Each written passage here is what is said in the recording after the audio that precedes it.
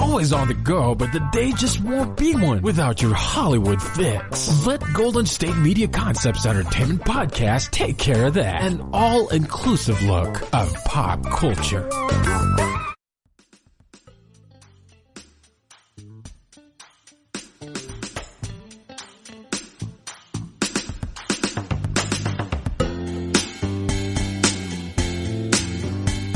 What's going on, everybody? Welcome to the GSMC Entertainment Podcast, part of the GSMC Podcast Network. I am Alex Alcheh, your faithful host for all things entertainment. Been an interesting week. Been a wild, wild ride. Hope everyone's staying safe and sane and entertained, because there's a lot of good stuff out there. There's a lot of good stuff going on. We're going to talk about some good, fun, wild, crazy, probably pretty normal topics that everyone wants to talk about. We're going to talk about the Emmy nominations. They just came in this week, and there's some snubs, folks. There's some real snubs, and we're going to get into it in just two shakes. We're also going to talk about good old T Swift. Taylor Swift came out with an album out of nowhere, dropped one, and I got some thoughts. I like it overall, but we'll get into it. As well as Palm Springs. You guys watch Palm Springs on Hulu? Because everybody's watching Palm Springs on Hulu, apparently. It's the best thing that happened to quarantine. I like it, don't love it, but we'll talk about it. Groundhog's Day films seem to work.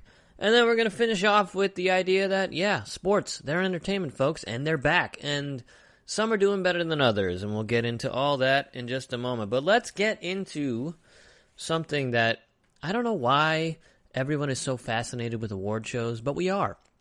We just are. And the Emmys, regardless of pandemic, always boast some wonderful talent and then just leave you with thinking, like, how the hell did they not recognize this show, this person, this artist? So yeah, let's talk about a few of those shows that are well deserved, and a few of those artists who got completely snubbed. So for instance, we're going to start with a little bit of the comedy series. We got Curb Your Enthusiasm, obviously well-deserved. Dead to Me, The Good Place, Insecure. Thought Insecure Season 4 was incredibly strong compared to the rest. I love Insecure, by the way. If you haven't watched Insecure, get on it. The Kaminsky Method, which every year is slightly enjoyable, very normal, nothing to write home about, old person content, if we're going to be super honest. Written by Chuck Lorre, who, like, good for him, still kicking, still doing it, but, the Kaminski's a feel-good comedy that I don't think always deserves the nomination. Mrs. Maisel, whip smart, incredibly acted, incredibly written.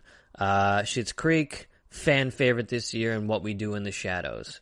Some of those really deserved it. What We Do in the Shadows is a new hit on FX, really fantastic, really funny day in the life of vampires comedy. If you haven't gotten into it, you should watch the movie. Biggest snub for me in this category this year is Rami. Rami was a revelation season 1, very sometimes awkward to watch, very sort of finding its footing throughout of this guy who's trying to find his place as a Muslim in modern America. Incredibly acted, really well written, so fun. But season 2 was particularly gorgeous. I mean, it was hilarious and heartbreaking and just so incredibly human. And you get the wonderful Mahershala Ali in there, but Rami himself, I mean, the writing is just phenomenal on this show. The filmmaking is phenomenal. They took chances this season that were outrageous, and whether or not they wanted to recognize it just makes no sense to me. I mean, Rami Youssef thankfully got a nomination as lead actor in a comedy series. He was incredible. That was it.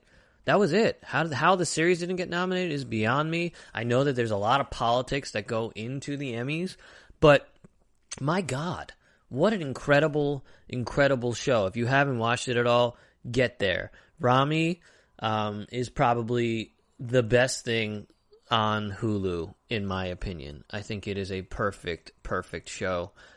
Incredible comedy, top to bottom. The cast is incredible. Should have been nominated for an Emmy. There's just no question to me that something like The Kaminsky Method should have been absolutely smacked out of the competition. Honestly, even Maisel this season. I love Maisel, don't get me wrong. Maisel knows what they're doing. They have a formula now, and they're going to completely upend it because season 3 ended with sort of a cliffhanger that gives them the opportunity to jumpstart the series again. But it could have been a year without being nominated and put in a show that is so well deserved, like Rami. It blows my mind. And then limited series, same deal. Hulu is doing great work with Little Fires Everywhere. You got the star power of Kerry Washington and Reese Witherspoon being nominated. Mrs. America, star power of Cate Blanchett. And then Unbelievable, which is a Netflix miniseries dealing with sexual assault case, which was really, really well done. Unorthodox, which is probably the best limited series of the year. Highly recommend if you haven't. Doesn't matter if you're Jewish or not. Me being a Jew, it definitely packs a punch looking at the Orthodox community in a different way and someone leaving the Orthodox community. And then Watchmen, which by all accounts is the show of the year. I highly, highly enjoy it. Great limited series, really excellent. But another snub for Hulu is the smallest show of the year, I would say.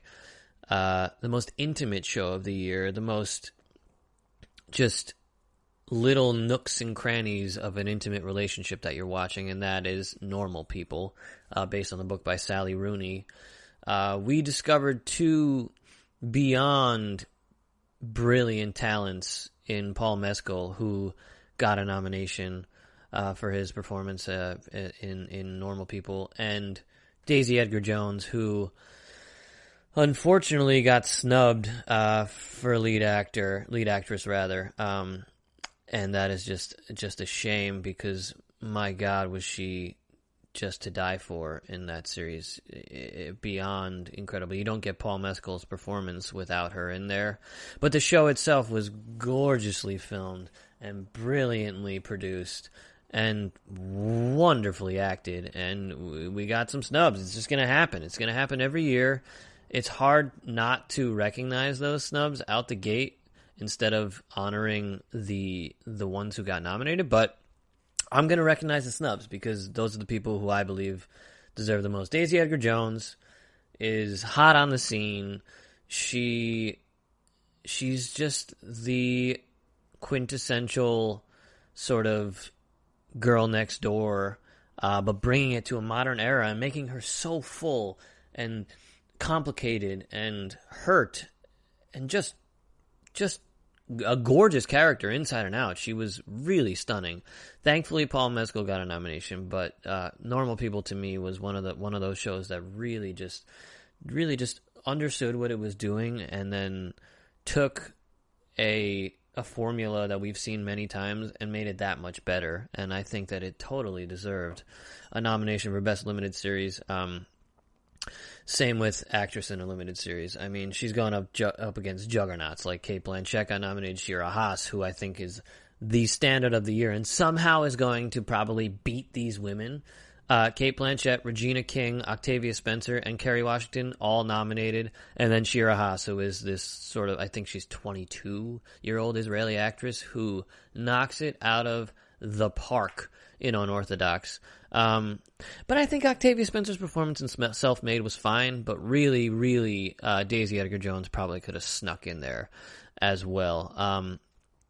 A couple others to go over. I mean, a couple of really juggernaut categories that make it so hard to sort of fit anyone in. Lead actress in a drama series, I mean, you're looking at some of the best actors in Hollywood, some of the biggest actors in Hollywood, like Jennifer Aniston for The Morning Show. Well deserved. I thought she did a great job. In a show that was sort of up and down and like had its moments of brilliance and then had its moments of meh. She stood out for sure, as she always does. I mean, if you think she's just Rachel from Friends, you're mistaken. Watch The Morning Show and you'll see a side of her that you haven't really seen. She is whip smart and ballsy and funny and just everything that you want in a performance. She does it. Olivia Colman for The Crown.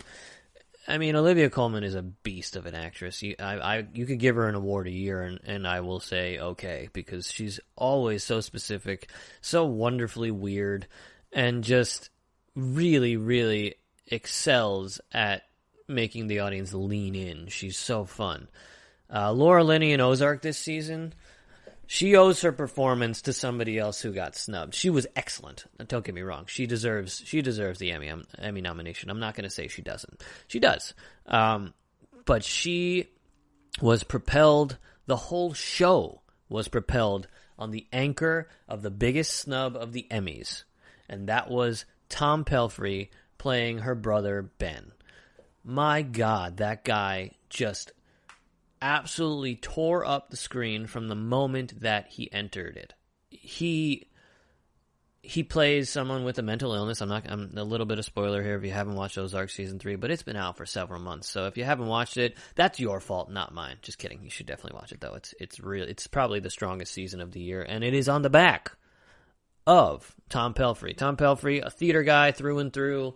Went to Rutgers, started his own theater company, been a soap guy making money for a while, and now is getting his due in Ozark season 3. I mean, he's about to be in Mank with Gary Oldman, which will come out next year.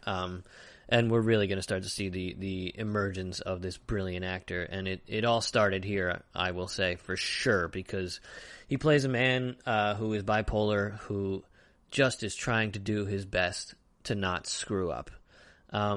And he does it with such honesty, without judging the character. He can turn on a dime from beautiful and heartbreaking and a sad little puppy to being a ruthless, angry, emotional, manic mess just within a flip of a switch. And it was remarkable. Particular standout episode is episode 9 of the season, when there's a whole monologue of him in a car. And if you want to be an actor, if you love watching actors, at the end of the day, it is a masterclass in how to be emotionally available, how to follow an intention, how to be so alive while the camera is in your face. He, from top to bottom, from his first scene to his last on the season, he is brilliant and deserved that nomination for guest actor and didn't get it. And that's a shame. That's a real shame. So I'm going to give a shout out to Tom Pelphrey. From the moment I saw him on screen, I said this guy deserves an Emmy, not just an Emmy nomination. I thought he should have won the Emmy. And he didn't, and that's quite upsetting. Finishing off lead actress in a drama series, we got Zendaya for Euphoria. So well deserved. She's really becoming a performer who I will watch everything that she does. It's so fun to see her come alive. Then there's 2 from the same show who did not deserve this nomination this year. They're both brilliant actresses, don't get me wrong. And in season 1 of the show, absolutely. Season 2 and season 3 have been such letdowns. Performances are still solid, but they're not Emmy performances, and that is from Jodie Comer and Sandra Oh for Killing Eve. I don't know what they're doing over there at Killing Eve. I don't know what they're doing at the Emmys. I feel like it's a popularity game for a lot of it, and then some really great performances sneak in, like Billy Porter in Pose for lead actor in a drama series. Well deserved, like Paul Mescal for lead actor in a limited series. Well deserved. Like Mark Ruffalo for I Know This Much Is True. Well deserved. But then there's these performances that sneak in, and the Emmys honor past performances and past brilliance. And they're like, you know what, we'll just throw them in because now they're part of the family. They're part of the royalty. I don't get it. Can we get an Emmy list? Can we get an overall TV list that might actually be from season to season and not just honoring past performances? I mean, it's the same thing with the Oscars. It's not that Meryl Streep doesn't deserve an Oscar every time she ends up on the screen. She probably does. She's probably that good. She is that good. She's friggin' Meryl Streep. But, I don't know. Sometimes I look at these lists and I say to myself, can we honor the people who aren't making millions, who aren't already stars? For instance, like Dan Levy. Dan Levy got a Best Supporting Actor in a Comedy Series. That is so awesome. So well deserved. and so cool that after 6 seasons of this little engine that could, he got it. Same with Betty Gilpin on Glow. She's so damn good, and people are finally starting to see this theater actress come to life in Glow after 3 seasons. They're like, oh my god, this girl is a revelation. If you haven't seen The Hunt, very fun movie to watch during quarantine if you're interested. But yeah, there's always going to be some snubs, folks. There's always going to be some snubs. And I'm here to call them out, because I'm not the guy who's going to sit back and just be like, and just accept what people think in terms of the Emmys as an actor, as somebody who's in the unknown category. Yeah, let's look out for those brilliant performances that we've been missing, such as a Tom Felfrey, such as a Daisy Edgar-Jones going forward. Please, if we can, find some way to do that. I will be forever grateful. Want to find out what movies to go see? Then check out the GSMC Movie Podcast. It's your ticket to the latest movies, whether it's a new blockbuster event, romantic, comedy, or action flick. This show has got it all covered. They talk some what to go see now. Don't bother. What's hot on Netflix and everything in between. That's gsmcpodcast.com/movie-podcast. When it's all about the movies, it has to be this new show. Don't forget to like them on Facebook and follow them on Twitter. Visit gsmcpodcast.com for more info.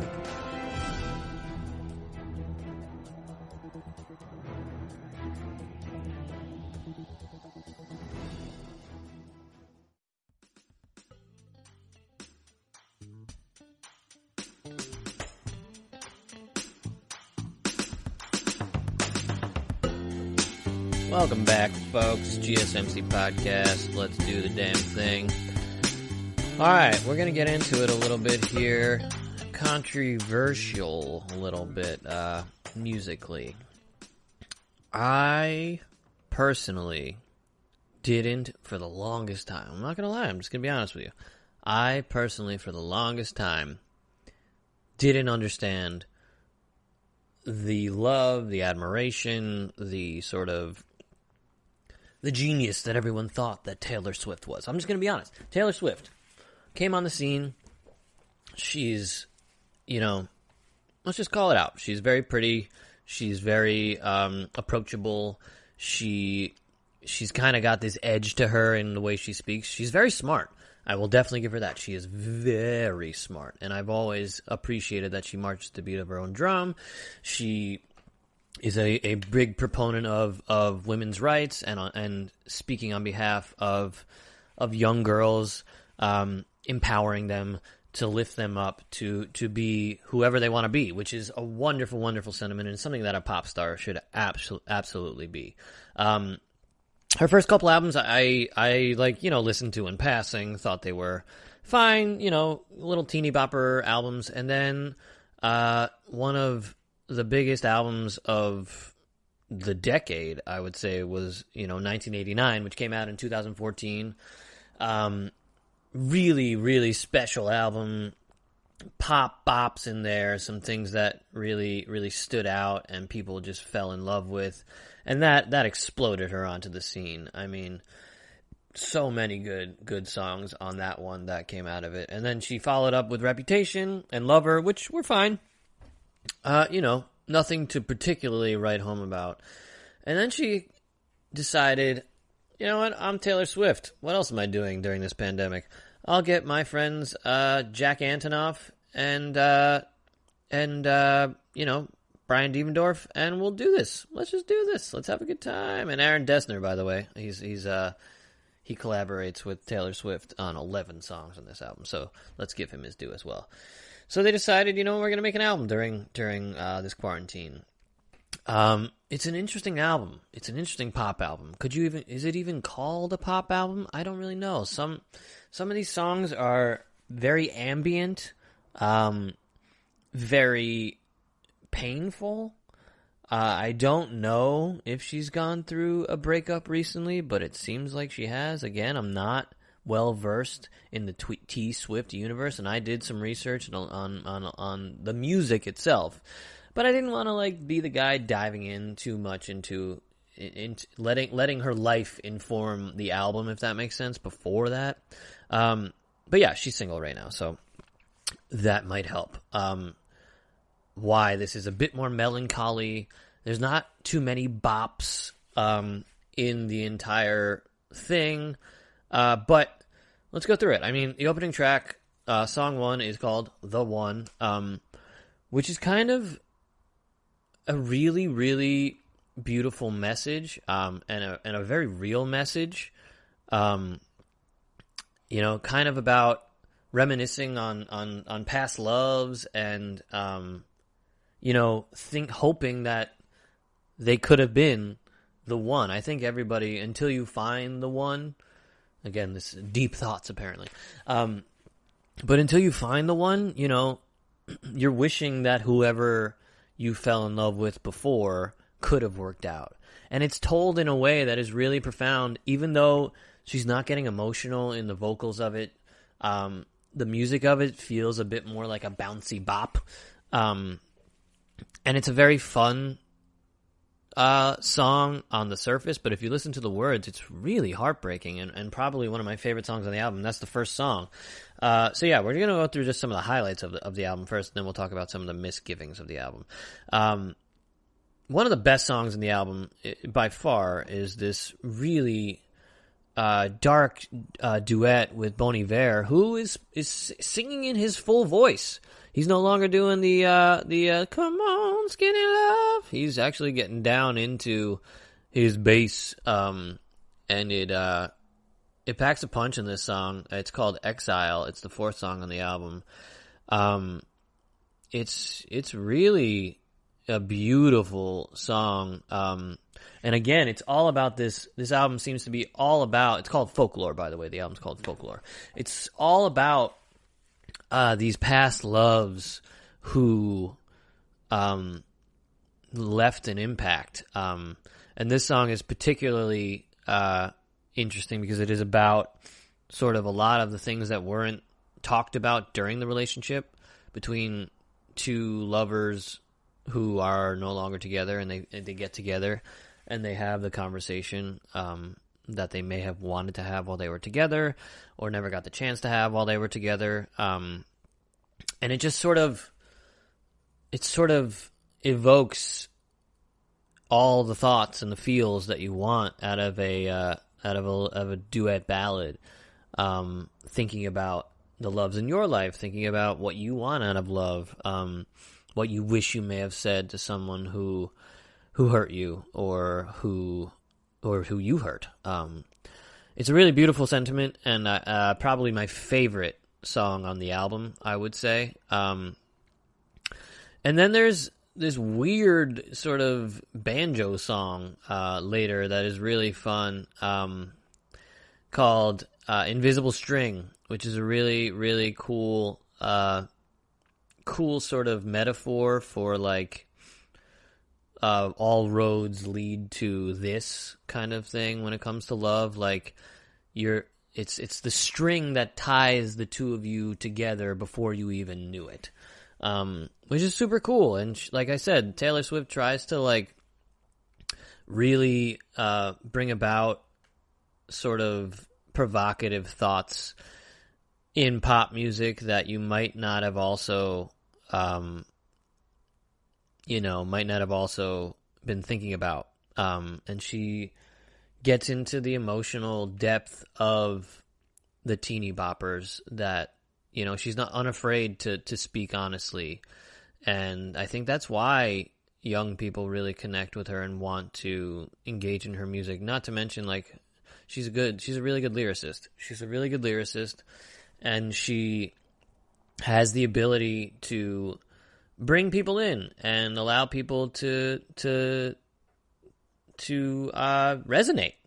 Really, at the end of the day, that's what her music does. It resonates with people.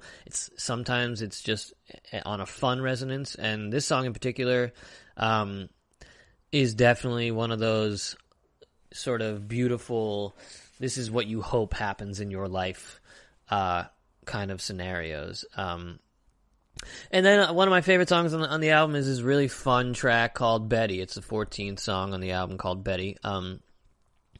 and it's really cool because it's about the daughter of Ryan Reynolds rather, and it's just really cool. Like, she's super tight with them, and it's a really fun sort of witty song about a summer fling. About, you know, she's sort of like hoping that this is what happens to Betty, which she's basically like the sort of niece for. Yeah, that's what it feels like, at least. Really fun song. It's always fun when you have like celebrities who you like who are friends, and you're like, you never saw that coming, and then they incorporate their friends into their songs. It's cute. It's what you wish happens in Hollywood and doesn't always happen. And then she closes the album out with a really sad, tough, difficult song called Hoax, where she talks about sort of the toxic relationship that's underneath all of this that leads to our protagonist, I imagine, her or somebody who she is embodying vocally, gets cheated on. And it's just tough, but then it leads to her being happy with someone else, and it's a very real way to end the album. And I just think she did a really interesting job with the album. I think there's a lot of songs that kind of sound the same.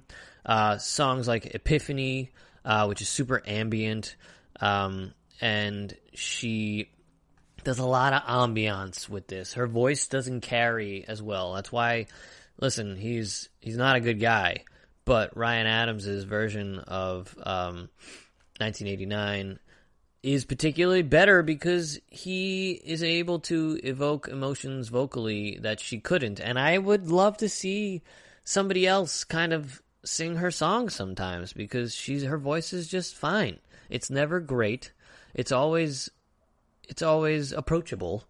But I never am like, wow, what a voice on her. Wow, what a choice vocally. I'm always like, oh, those are cool lyrics. Oh, this is a cool bop. Oh, this is like, I get why people like this, but I'm never like, wow, that's the artist who I love to listen to, who I hope these kids are really engaging with. And that's, I don't know if that's a shame, but it's like, it's fine. It's never bad. But what I do love about what Taylor Swift does always is that she's unafraid to say what she's thinking. And I think that the biggest stars in the world get to where they are by sort of meeting the masses, and then they stay where they are by speaking their mind. And people start to really respect them as artists because they start to take chances and take risks, while still giving the people what they want occasionally, but it's kind of like a one for you, one for me scenario that they do, which is really, really fascinating and something that I really, really love. I also just wanted to give like a little shout out to artists who are like putting content out there during a time when you know we need it the most. We're always looking for something new, something fresh, something to judge, honestly. Something to judge that has nothing to do with coronavirus, that has nothing to do with the social justice movement, as important as it is to stay on the front lines of both of those issues, to understand what's going on in your world on both of those issues. It's also really nice to take a breath and be entertained and to judge a TV show, an album, a script, a sporting event. You know, it's fun to listen to an album and think about, this isn't really doing it for me, and why isn't it really doing for me? Or this is so great, and I'm connecting to this right now because of X. And with the world going through a lot of sort of growing and changing and breakups, and a lot of people are connected to very few amount of people, it's always great to have new content to just sort of get engulfed by. So I thought it was really, really sort of profound of her to put out an album. She created the album starting in March, during the quarantine. And I think that she probably needed an outlet. You know, I'm obviously not very I'm not connected to Taylor Swift, shockingly, but I don't, I applaud any artist who doesn't need to be making work during this time to make work. And Taylor Swift is one of those people who, she doesn't need to make an album for the rest of her life if she doesn't want to, and she would be just fine. On the other end of the spectrum, I respect like someone like Adele, who takes years and years and years off and tries to live her life to gain experience, and then put something out. And I think that it just happened to be the right place, right time for Taylor Swift to do this. And she did it with great aplomb. And I think there's a lot of good on this album. I would probably give it, probably a strong B for a pop album. Always wanting a little bit more vocally, like I always say, but I think she's doing a great job, and I think I'm very curious to see how she grows as an artist, because I'm enjoying how she's growing as a human, and I think that's translating to her art in a really wonderful way. So keep it up, T Swift. I'm not sure I'm a Swiftie. Is that what the kids call them, the fans of Taylor Swift? But I'm a sw. Let's just say, whatever that means. Tired of searching the vast jungle of podcasts? Now listen close and hear this out. There's a podcast network that covers just about everything that you've been searching. Hey! The Golden State Media Concepts Podcast Network is here. Nothing less than a podcast bliss with endless hours of podcast coverage. From news, sports, music, fashion, cooking, entertainment, fantasy, football, and so much more. So stop lurking around and go straight out to the Golden State Media Concepts Podcast Network. Guaranteed to fill that podcast itch. Whatever it may be. Visit us at www.gsmcpodcast.com. Follow us on Facebook and Twitter, and download us on iTunes, SoundCloud, and Google Play.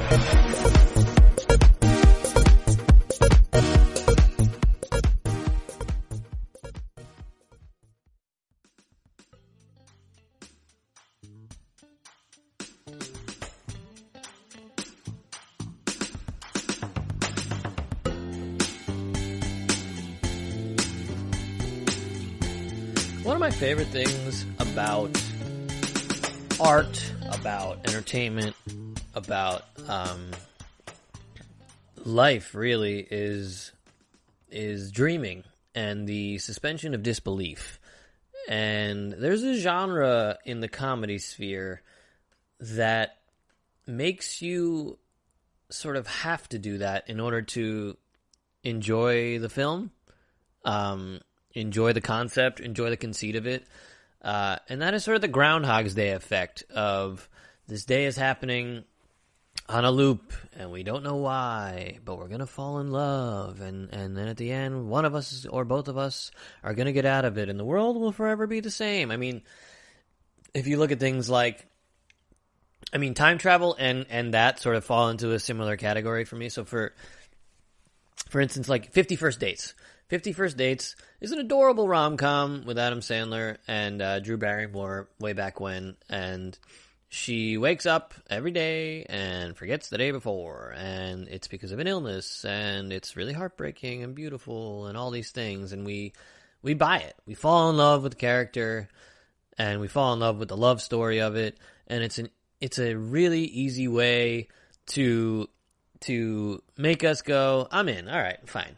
And then something like actual Groundhog's Day, which does, the day repeats itself over and over and over and over again, and Bill Murray does it, is incredible, as always. And Palm Springs just came out on Hulu, and this is another one of those Groundhog's Day movies that is super fun, really easy to watch, and probably the most thankful for coronavirus, honestly, because this movie is with Andy Samberg, Kristen Milioti, J.K. Simmons, and and Peter Gallagher, and it's super fun.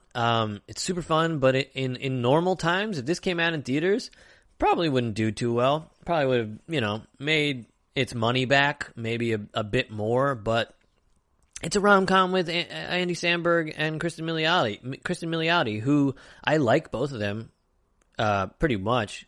Not a ton, but I like them. Kristen Milioti is a great actress. Andy Samberg is funny sometimes. And I think the star power that they have wouldn't have carried this movie if it came out in theaters. But Sundance, it premiered at Sundance, and then Hulu brilliantly bought this movie for one of the biggest paydays out ever at Sundance, which was, I believe, $12 million. And the goal was to have a limited release and then release it in theaters and then release it on Hulu. But obviously, the pandemic did not allow that to happen. And it has been the number one most digital viewed movie on Hulu ever, which is crazy because it's just a simple comedy that pulls at the heartstrings in moments and makes you laugh in moments and is rated R, so there's F-bombs and some sexual stuff going on, and it's just fun. And the time loop of it, these two people meeting at a wedding, and then, sorry, a couple spoilers here. And then it revamps, and he's able to bring people into this time loop, and then they're stuck with him. And then they have to find their way out of it or not. Super simple concept, super fun little movie. I would say it's probably the best performance I've ever seen from Andy Samberg.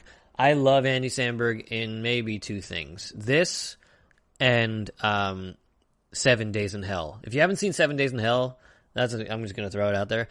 Go to HBO Max and watch 7 Days in Hell, preferably slightly inebriated. Yes, this is a PG-13 show, but I highly recommend it because it is so dang ridiculous and funny about like a tennis tournament, about Wimbledon actually. This made-up Wimbledon, and they go there. They go to these crazy places. Palm Springs is a lot more grounded, and Andy Samberg is a lot more likable because he's not the best actor. He's just not. But he knows what he does well, and he's doing all those things perfectly in this movie. Kristen Milioti is really becoming sort of a revelation. She's so good in this movie. She's really funny and really believable and snarky and smart and weird and makes great choices throughout.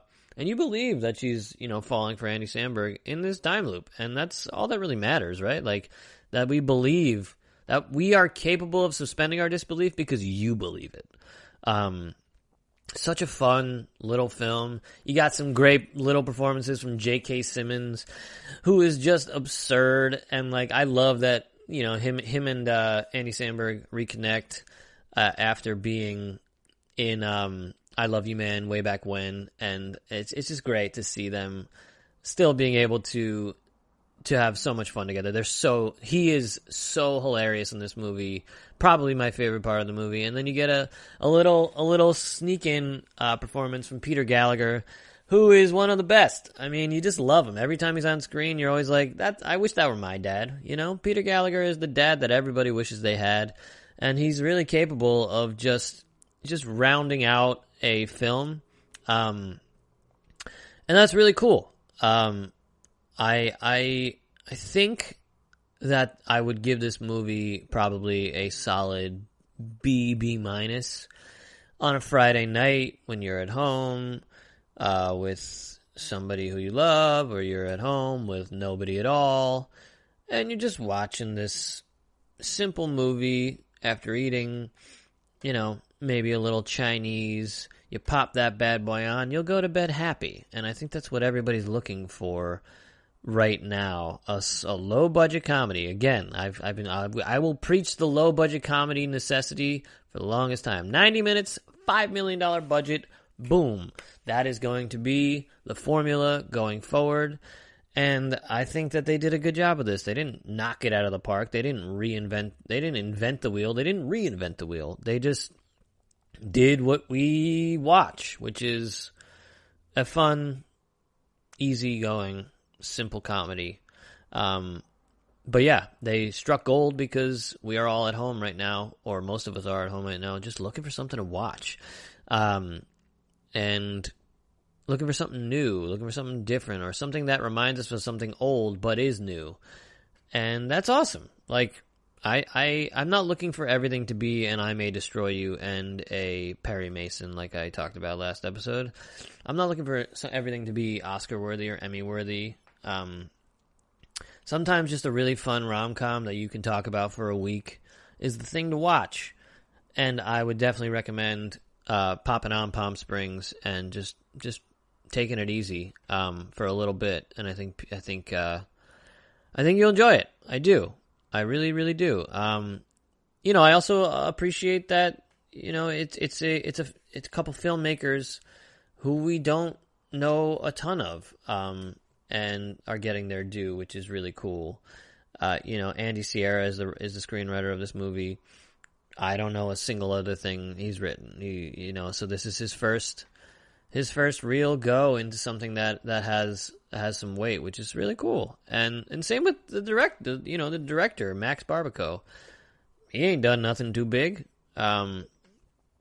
He's just buddies with the writer, and they made this movie, and Andy Samberg and Christy Milioti signed up.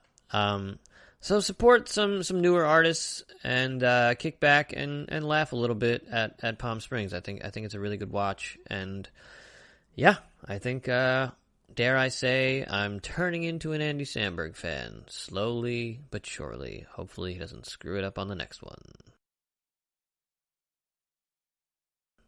Golden State Media Concepts bring you Book Review Podcast, a haven for bookworms of all ages and the widest genres, from mystery to memoirs, romance to comedy, fantasy to sci-fi. If you love to read, this is the podcast for you. It's the Golden State Media Concepts Book Review Podcast.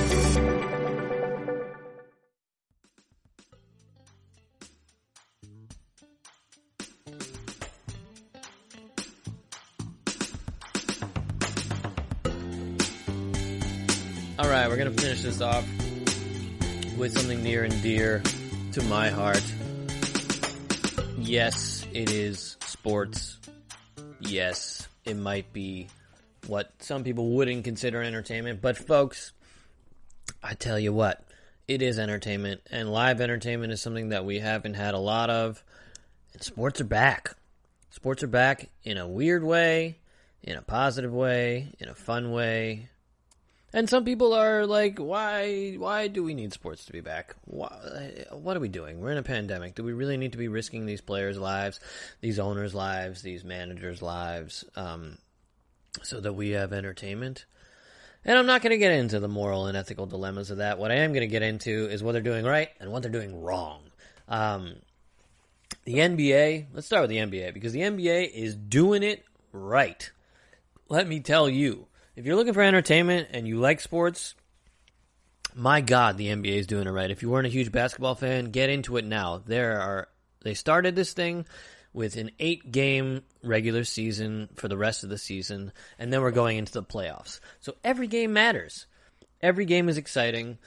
They only invited the teams that have a chance to make the playoffs, so every game is super important. The players who you didn't think were really going to get their minutes are getting their minutes. People like Kawhi on the Clippers or LeBron and AD on the Lakers. Dame Lillard on the Blazers is playing his heart out. You're seeing Zion on the Pelicans. Like, you're seeing a lot of really fun, really competitive basketball before we get into the playoffs. And not to mention, it feels safe. It feels like something that we should be watching. It feels like they thought this through. Thank God. Because, I mean, we'll get into it in a minute, but the MLB has not. I mean, the NBA is basically, their thing is everyone is in the bubble. They get tested, I believe, every 2 days. And it is very easy to contain if somebody gets the virus. So we're seeing people obviously play without masks, and we're seeing these players be very comfortable because they're all staying in the bubble at Disney World. And, at the beginning of it, it was ridiculous. When they got down there, people were, mocking the food or, like, acting like it wasn't going to be, this is not going to work. But once they got past that sort of, like, I'm rich and I am used to a certain lifestyle scenario and were able to accept the fact that this is just 3 months, and to treat it more like summer camp, it got really fun, and the players got really into it. And Giannis, coming back, Giannis Antetokounmpo, who is one of my favorite players and easily my favorite last name to say on the Bucks, posted a thing saying, we didn't have this in Greece, so let's just get used to it, basically, which I think propelled the league to say, this is going to be fine. We're going to be okay. And there has not been one case of coronavirus thus far. Let's knock on wood. But one case so far. So you got the remainder of the regular season going into the postseason, which will end in October. Bang! A quick season, in and out. It's super intense, super engaging. Who's going to be the champion this year? It actually matters. Everyone's thinking about sort of what they're thinking about the sport. They're not thinking about the consequence of playing. And that is such a massive difference from, and they're doing some weird things. Let's be real. Before we get into the baseball, they're doing some weird things. They're doing most things predominantly while you're hearing the squeaking of the shoes. There's no fans that are audible. They're just having the music play that would have played in the stadium, in the arena during the game anyway. But then they have this weird section of virtual fans where, like, you got players, kids just who are like newborns, just like bopping around, confused, not really knowing what to look at, which is super awkward to see, but kind of funny. And then you got some random woman just sitting there because she paid to be on screen. And then you got, a former Celtic player like Paul Pierce just chilling there watching the game, reacting, and like it's all lagged and very strange. To see that, and I don't think it's at all necessary. I'd almost just rather watch the game and not care about anybody else, because that's sort of the beauty of not having fans nearby, is like these guys are playing, really, really organized pickup ball for the first time ever, and it adds an intensity to it when you don't have fans, when you do just have the fellow players and, the coaches and some media around, and it becomes sort of intimate for them, and we're watching something sometimes that we don't, shouldn't normally be seeing. All this to say, the NBA is really doing it right, and I was a basketball fan way more into college than I was NBA, but now I'm really becoming an NBA fan, and I think it's the time to jump in on the NBA, because the league cares about their players. They're really pushing for social justice.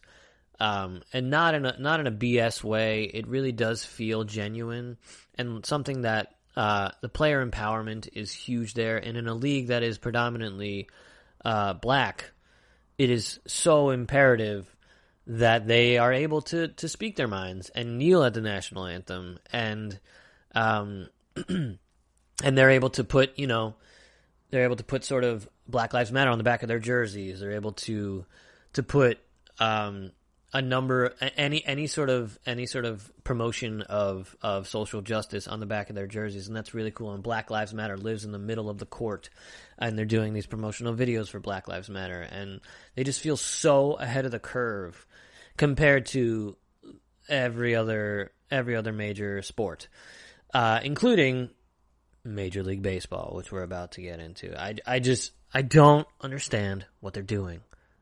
If anybody doesn't know, Major League Baseball is not doing a bubble.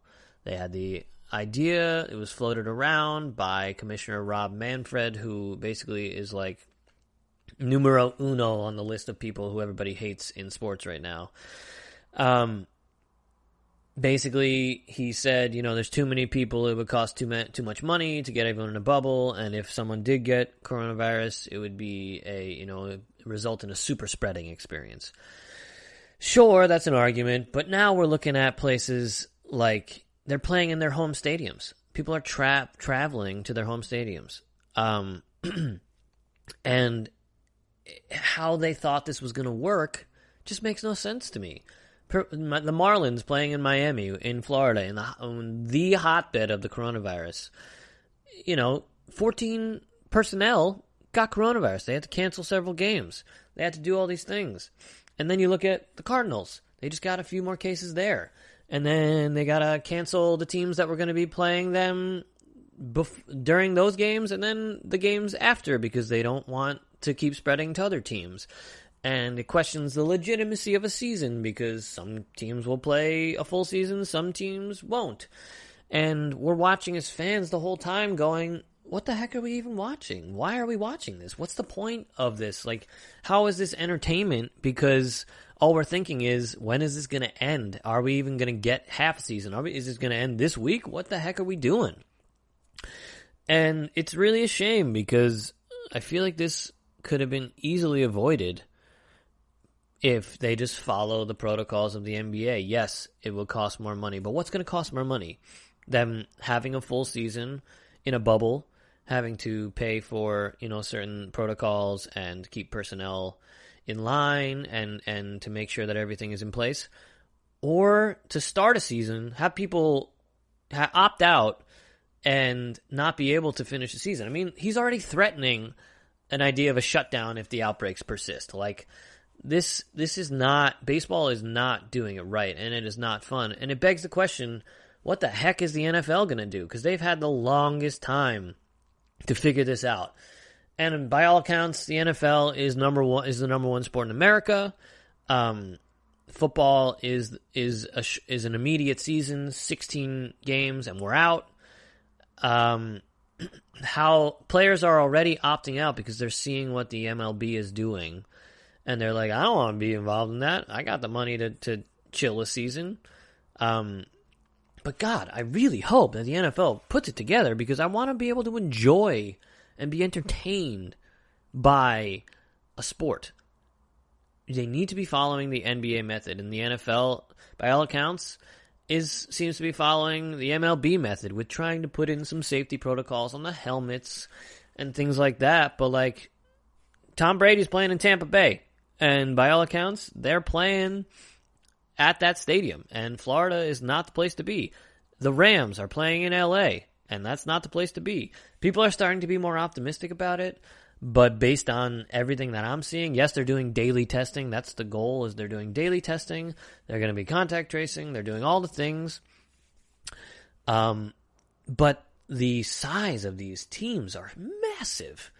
And how you're going to contain that, I just don't know. It just doesn't make any sense to me. And we're seeing that the only way that you can really make this work is in a bubble. And if the NFL doesn't revert to a bubble, I'm really afraid that I'm not going to be able to watch a full football season, that you're not going to be able to watch a full football season. I just can't see it happening like this. Even Odell Beckham Jr., who is the biggest competitor in the world, who loves football, eats, sleeps, breathes, and poops football, says the season should be canceled. He just says, quote, I just feel like it shouldn't happen. Because it doesn't feel safe. Because it doesn't feel like this form of entertainment can be done unabashedly and with just an eye on the Super Bowl. Everyone's eyes are going to be on COVID. I hope that it happens. I hope that people come around and the NFL comes around and is able to put together a season for everybody. But for now, we got the NBA doing wonders, and I'm really enjoying the games. Really excited to see who makes the playoffs. Really excited to watch all these storylines unfold. And it's gonna be fun to see if LeBron can take one home for the Lakers, in what might be the last season he gets to do that. It's been a really fun thing watching that sport. MLB, I was super excited for Game 1, and then when all these COVID things came around, it really took a hit. And I just hope that the NFL can get it together because we need a football season. And back to the social justice issues of it all. The MLB is doing it, but they're not doing it. It's on the back of the mound. It says Black Lives Matter, and that's great. But advertisements for social justice are not there. It still feels like a bit of an archaic league, whereas the NBA is really meeting the world where it's at. And these players are really trying to push the message of how to get their message across and to push the boundary of social justice, all while still being able to entertain through basketball. So kudos to them. Let's get around to the NFL because I really want to play some fantasy football, guys. I really, really do. So figure it out, please. All right, guys, that's been our show. As always, please subscribe, tell your friends, leave a review. 5 seconds of your time is 5 more listeners for us, and that's all we're trying to do is help this podcast grow. Thank you so much for listening. Check us out on Twitter, on Instagram, and stay entertained this week, guys. Hope you're staying safe. Hope you're staying sane, and talk soon. Bye-bye. You've been listening to the Golden State Media Concepts Entertainment Podcast, part of the Golden State Media Concepts Podcast Network. You can find this show and others like it at www.gsmcpodcast.com. Download our podcast on iTunes, Stitcher, SoundCloud, and Google Play. Just type in GSMC to find all the shows from the Golden State Media Concepts Podcast Network. From movies to music, from sports to entertainment, and even weird news. You can also follow us on Twitter and on Facebook. Thank you, and we hope you have enjoyed today's program.